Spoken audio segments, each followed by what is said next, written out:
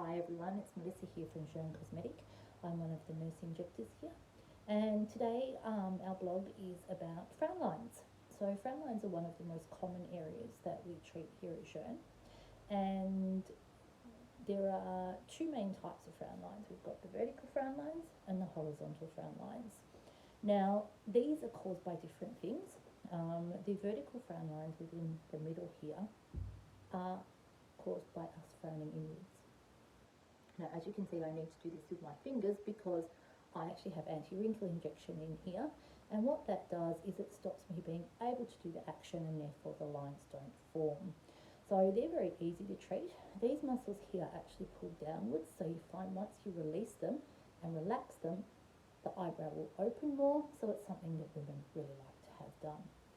When we look at these lines across here though, these are caused by the repetitive movement of raising our eyebrows. Now I can raise mine a little bit, but some people can raise them more. And that forms these lines across here. Now in someone who has no sagginess in their eyelids or anything like that, we can treat these with no problem and get a really nice result with anti-wrinkle. Just stop the movement of being able to raise the eyebrows up.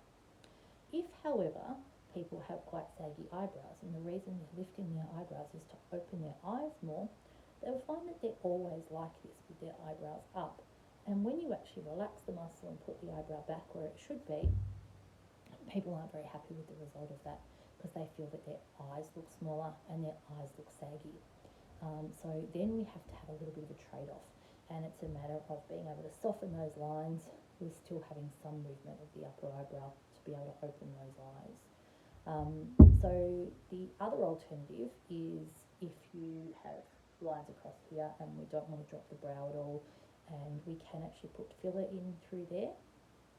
I will go back to a little bit more about filler in the forehead in a moment, because there are some other vertical lines that we can get in our forehead as well that are maybe out here, and you can see, if I do them quickly, you'll see where my forehead, where I squish it together like that, you can see all those vertical lines that form through there.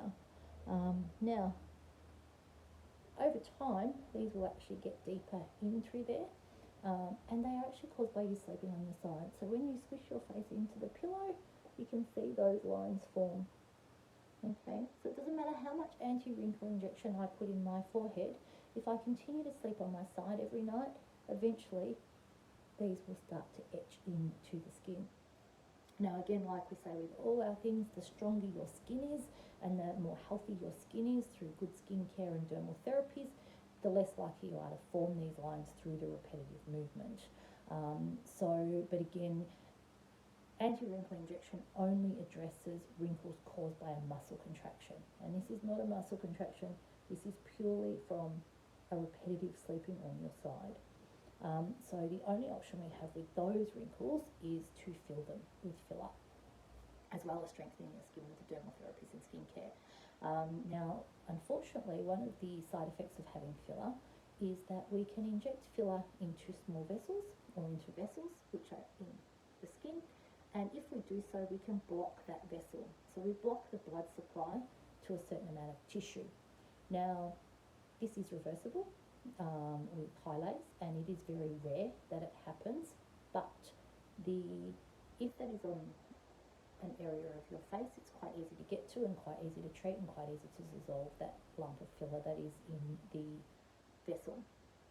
However, a lot of the vessels up through here, through the forehead, actually go to the back of the eye, and it's very difficult to dissolve some filler from the back of the eye. And if we were to inject filler into one of those vessels and it travelled to the back of the eye, it could cause loss of vision.